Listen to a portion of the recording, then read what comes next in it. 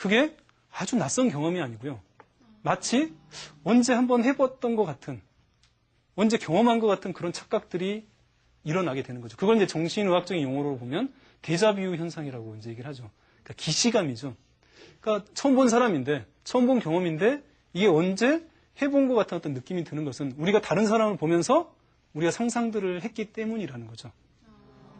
근데 저의 경우에 있어서도 이렇게 상상을 통해서 제가 원하는 미래상들을 하나 둘씩 구체적으로 내적 상상으로 떠올리게 되면서 그게 마치 이루어진 것처럼 느끼다 보니까 실제로 그런 일이 현실로 벌어졌을 때도 전혀 그게 생소하게 느껴지기보다는 마치 예전에 했던 것처럼 친숙하게 느껴지더라는 거죠. 그래서 여기 계신 분들 그리고 방송을 보시는 분들이 본인이 원하시는 어떤 그런 미래상들을 보다 더 상상으로 표현하시고요.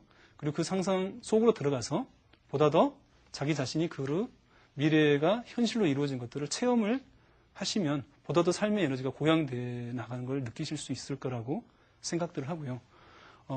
보다 더 그러한 미래상 자체를 또 강화들을 시켜나가기 위해서는 실제 이미지, 예를 들어서 내가 어떤 공방을 가지고 싶다, 작업실을 가지고 싶다라고 생각을 하신다면 현실 속에서 예를 들어서 어떤 검색 업체에 들어가서 검색 사이트에 들어가서 내가 원하는 어떤 그런 공방의 이미지와 흡사한 이미지를 찾아서 그러한 부분들을 자주 보면서 보다 더 상상들을 한다고 한다면 보다 더 상상력 자체가 더 고양이 되고 그런 부분들이 에너지화 되겠죠. 그래서 내가 원하는 것들을 글로 쓰시고 그리고 보다 더 그러한 부분들을 상상으로 떠올리고 그림으로 찾아서 이러한 부분들이 시너지가 발휘될 수 있게끔 떠올리신다면 보다 더 상상력들이 고양이 되지 않을까 싶습니다. 네 번째는 상대가 되어보라라고 표현을 좀 했는데요. 상상력에 있어서 중요한 것은 보다 더 내 자신의 어떤 관점에만 놓여있는 게 아니라 상대방 관점, 어떤 사물이나 대상의 관점을 내가 취해볼 수 있다고 한다면 그러한 부분이 상상력을 배가하는데 굉장히 좋다라고 생각들이 듭니다. 우리가 상대 입장을 공감한다는 것, 상대를 이해한다는 것은 다른 말로 하면 상대가 처해 있는 상황, 상대가 자라왔던 환경, 상대가 가지고 있는 가치관, 그러한 어떤 사고나 의식 상태로 내가 그리고 그 상대가 처해 있는 그 환경이나 상황에 놓였다라고 생각을 하고 상대 입장에서 생각을 하게 된다면 보다 더 상대가 그 상황에서 어떻게 느끼고 어떻게 생각했을지를 좀 더 이해할 수 있겠죠. 그렇기 때문에 우리가 대인관계를 개선시켜 나가는 데 있어서도 사실 상상 훈련들을 실제로 활용할 수 있습니다. 다시 말해서 내가 누군가를 잘 이해하기 힘들다라고 한다면 내가 실제 그 사람이 되어서 그 사람이 자라왔던 환경처럼 내가 자랐다고 생각을 하고 그 사람이 중요하다고 생각하는 어떤 가치관으로 내가 생각을 하고 보다 더 그 문제를 부딪히게 되면 나는 이렇게 생각할 수 있지만 저 사람은 저렇게 생각할 수도 있겠구나라는 이런 마음들을 보다 더 가질 수가 있겠죠. 그래서 상대 입장에서 상대가 돼서 생각을 해보는 것 자체가 타인의 어떤 그런 이해하는데 공감하는데 중요한 요소가 될 것 같고요. 그리고 정말 훌륭한 곤충학자라고 한다면 생물학자라고 한다면 보다 더 그 곤충의 시각에서 곤충의 감각에서 세상을 바라볼 줄 알겠죠.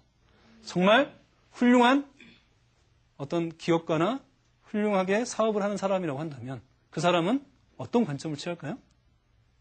보다 더 고객의 눈과 귀와 마음으로 자기 자신의 일을 바라보는 사람이 보다 더 훌륭한 사업가가 될 수 있겠죠.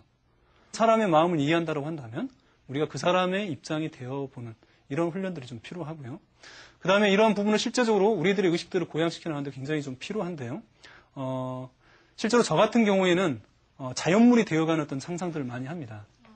예를 들어서 저는 지금 이제 아침에 정신경영 아카데미라는 기관을 정신훈련 교육기관을 운영을 하고 있는데 그 프로그램을 이수했던 사람들과 같이 긍정적인 습관을 생활하는 훈련들을 하고 있는데 그 중에 저는 오랫동안 이제 올빼미형이었는데요.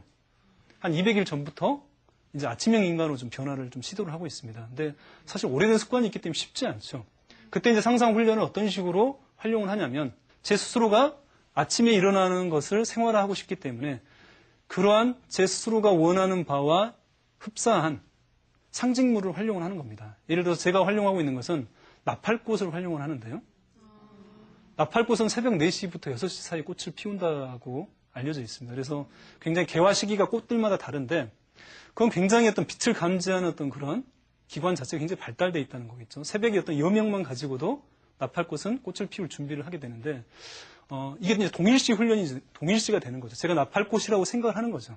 제가 납할 꽃이라고 생각을 하고, 여명을 감지를 하고, 그때부터 제 신체 기관이 움직이는 거죠.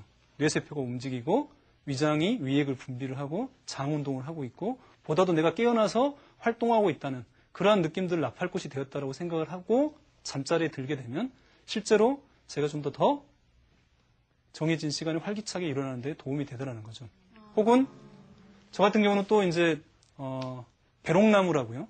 나무 백일홍이라고 알려져 있는데요. 100일 동안 꽃이 피는데 그 나무 백일홍은 왜 100일 동안 꽃을 피냐면 한 꽃이 100일 동안 가는 게 아니고요. 계속 꽃잎이 떨어지면 또 새로운 꽃을 피워내기 때문에 100일 동안 피는 것처럼 보이는 거죠. 그런 것처럼 끈기 있게 계속 해나가는 거죠. 그래서 제가 중간에 아침에 일어나지 못한다 하더라도 제가 배롱나무라고 한다면 그럼에도 불구하고 또 꽃을 피워 올리겠죠. 그래서 날마다 꽃을 피워내는 배롱나무처럼 저 스스로가 배롱나무가 됐다고 생각하고 날마다 하루에 하나의 꽃을 피우는 어떤 그런 심정으로 아침에 일어나는 그런 식으로 동일시 훈련들을 하게 되고요. 실제로 우리가 어떤 원하는 목표가 있고 내가 어떤 필요한 정신적인 자원이 있다고 했을 때 그러한 상징물들을 한번 생각을 해보시고 그러한 상징물로 내가 동일시 되었다고 한번 생각을 한번 해보세요. 예를 들어서 내가 어떤 목표의식이 중요하다고 생각한다면 매가 되어서 어떤 그런 먹이를 놓치지 않는 그런 사냥꾼 매로서 내가 매가 됐다고 생각하고 상상한다면 보다 더 정신적으로 활력들을 좀 느낄 수 있을 거고요. 그런 매의 사진을 컴퓨터 바탕화면이나 뭐 핸드폰 화면이나 잘 볼 수 있는 곳에 부착을 하고 다닌다라고 한다면 우리의 의식들을 계속적으로 되새김질할 수 있는 좋은 수단이 좀 될 수 있겠죠. 그래서 마지막 5번째는 멘탈 리허설을 하는 게 중요하다고 좀 생각을 하는데요. 여러분이 원하는 어떤 행동 그리고 원하는 어떤 미래상이 있다고 했을 때 실제로 그 장면 속으로 들어가서 내가 마치 그것을 하고 있다라고 그 장면 속에 내가 오감으로 실제 그 행동이나 그 장면 속에 있다라고 느끼고 활동하고 있다라고 한다면 그게 실제 경험과 유사한 느낌들로 뇌는 반응을 하게 되고요. 그게 보다 더 우리의 정신적 에너지로 작용을 하는 거죠. 그래서 멘탈 리허설이라는 것은 우리가 정신적으로 미리 그 경험들을 미리 해보는 거죠. 그래서 너무 이렇게 오랜 시간 하실 필요도 없고요. 하루에 5분 정도. 저 같은 경우는 아까 얘기했던 것처럼 아침에 일찍 일어났던 그런 상상들을 하게 되는데 한 5분 정도 하고 잠자리에 듭니다. 그래서 하루 5분 정도 방해받지 않을 시간들을 좀 필요로 하고요. 되게 잠자리에 들기 전에 앉아서 혹은 누워서 하시면 되고요. 뭐 나는 아침에 하시겠다 그러면 아침에 하셔도 되겠죠.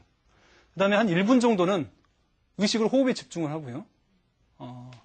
내가 숨이 어디로 들어와서 어디로 나가는지 그